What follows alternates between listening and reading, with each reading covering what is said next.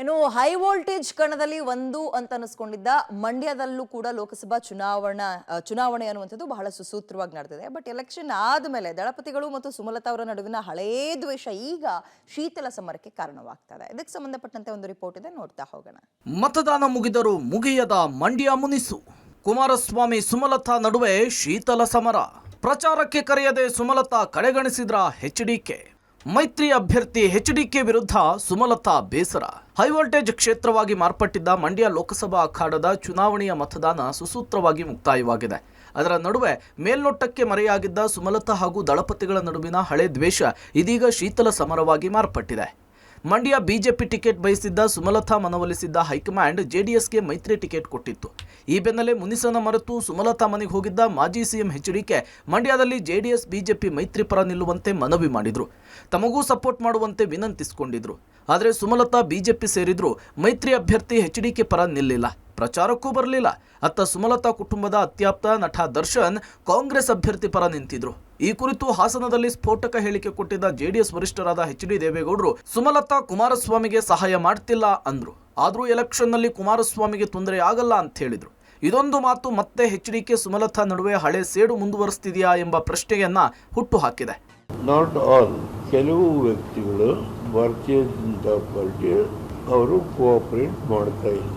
ಈಗ ಮಂಡ್ಯದಲ್ಲಿ ಸುಮಲತಾ ಅವರು ಕುಮಾರಸ್ವಾಮಿಗೆ ಕೋಆಪರೇಟ್ ಮಾಡಿ, ಅದರಿಂದ ಏನೋ ಕುಮಾರಸ್ವಾಮಿಗೆ ಅಪಾಯ ಆಗ್ಬಿಡು. ಮಾಜಿ ಪ್ರಧಾನಿ ದೇವೇಗೌಡರ ಹೇಳಿಕೆಯ ಬಗ್ಗೆ ಸುಮಲತಾ ಬೇಸರ ವ್ಯಕ್ತಪಡಿಸಿದ್ದಾರೆ. ಸೋತ ಕ್ಷೇತ್ರವನ್ನೇ ಬಿಡದವರ ನಡುವೆ ನಾನು ಮೋದಿ ಮತ್ತೊಮ್ಮೆ ಪ್ರಧಾನಿ ಆಗಬೇಕು ಅಂತೇಳಿ ಕ್ಷೇತ್ರವನ್ನೇ ತ್ಯಾಗ ಮಾಡಿದೆ. ಜೆಡಿಎಸ್ ನಾಯಕರು ನನಗೆ ಸಭೆ ಅಥವಾ ಪ್ರಚಾರಕ್ಕೆ ಕರೆದೇ ಇಲ್ಲ ಅಂತ ಹೇಳಿದ್ದಾರೆ. ಹಳೆ ಸೇಡನ್ನು ತೀರಿಸಿಕೊಳ್ಳಲು ನನ್ನನ್ನು ಕಡೆಗಣಿಸಿದ್ದಾರೆ ಅಂತೇಳಿ ಪರೋಕ್ಷವಾಗಿಯೇ ಆರೋಪ ಮಾಡಿದ್ದಾರೆ. ಕುಮಾರಸ್ವಾಮಿ ಅವರು ನಮ್ಮ ಮನೆಗೆ ಬಂದಾದ ಮೇಲೆ ಈವರೆಗೂ ಅಲ್ಲಿಂದನೂ ನನ್ನ ಜೊತೆಯಲ್ಲಿ ಯಾರೂ ಫೋನಲ್ಲಿ ಮಾತಾಡಿಲ್ಲ. ನನ್ನ ಸುತ್ತಮುತ್ತ ಯಾರಿಗೂ, ನಮ್ಮ ಆಪ್ತರಿಗೂ ಯಾರೂ ಕೇಳಲಿಲ್ಲ ಈ ರೀತಿ ಮೇಡಮ್ ಬರಬೇಕು, ನಮ್ಮ ಪ್ರಚಾರಕ್ಕೆ ಜಾಯ್ನ್ ಆಗಬೇಕು ಅನ್ನೋಂಥದ್ದು. ನಾನೇ ಹೇಳ್ತಾ ಇದ್ದೀನಲ್ಲ, ಸೋತ ಸೀಟನ್ನು ಪದೇ ಪದೇ ಸೋತ ಸೀಟನ್ನು ಯಾರು ಬಿಟ್ಕೊಡೋ ಅಂಥ ಒಂದು ಪರಿಸ್ಥಿತಿ ಇಲ್ಲ ಇವತ್ತಿನ ರಾಜಕಾರಣದಲ್ಲಿ. ಗೆದ್ದ ಸೀಟನ್ನು ನಾನು ಮನಸ್ಫೂರ್ತಿಯಾಗಿ ಬಿಟ್ಕೊಟ್ಟಿದ್ದೀನಿ. ನಾನು ಇದಕ್ಕಿಂತ ನಿಮ್ಗೆ ಇನ್ನೇನು ಮಾಡಬೇಕು? ಇಷ್ಟು ನಾನು ತ್ಯಾಗ ಮಾಡಿ ಅದಕ್ಕೆ ಬೆಲೆ ಇಲ್ಲದಂಗೆ ಆಗುತ್ತೆ ಅನ್ನೋ ಒಂದು ಬೇಜಾರು ನನ್ನಲ್ಲಿ ತುಂಬ ಕಾಡ್ತಿದೆ. ಈ ಎಲ್ಲ ಬೆಳವಣಿಗೆಗಳ ಮಧ್ಯೆ ತೇಪೆ ಹಚ್ಚುವ ಕೆಲಸವನ್ನ ಮಾಜಿ ಸಿಎಂ ಎಚ್ಡಿಕೆ ಮಾಡಿದ್ದಾರೆ. ಸುಮಲತಾರ ಮನೆಗೆ ಹೋಗಿ ಸಹಕಾರ ಕೋರಿದ್ದೇನೆ. ಮೈಸೂರಿನಲ್ಲಿ ನಡೆದ ಮೋದಿ ಕಾರ್ಯಕ್ರಮದಲ್ಲೂ ಅಕ್ಕ ಪ್ರಚಾರಕ್ಕೆ ಬನ್ನಿ ಅಂತ ಹೇಳಿ ಆಹ್ವಾನ ಕೊಟ್ಟಿದ್ದೇನೆ.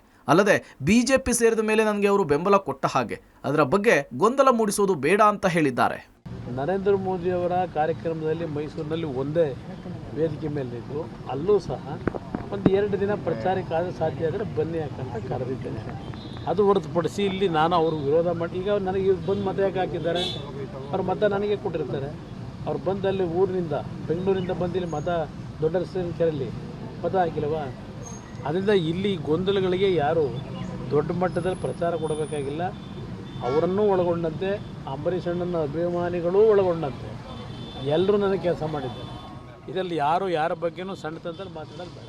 ಒಟ್ಟಾರೆ ಸುಮಲತಾ ಹಾಗೂ ಕುಮಾರಸ್ವಾಮಿಯವರ ದ್ವಂದ್ವ ಹೇಳಿಕೆಗಳು ಗೊಂದಲವನ್ನು ಮೂಡಿಸ್ತಾ ಇದೆ. ತಣ್ಣಗಾದಂತೆ ಕಾಣಿಸ್ತಾ ಇದ್ದ ಮಂಡ್ಯದ ಹಳೆ ದ್ವೇಷ ಇಬ್ಬರ ನಡುವೆ ಮುಂದುವರೆದಂತೆ ಕಾಣಿಸ್ತಿದೆ. ಇದು ಮುಂದೆ ಯಾವ ಹಂತಕ್ಕೆ ಹೋಗಿ ಧಗಧಗಿಸುತ್ತೆ ಅನ್ನೋದನ್ನ ಕಾದ್ ನೋಡಬೇಕಿದೆ. Rohit Devarahalli, public TV, Mandya.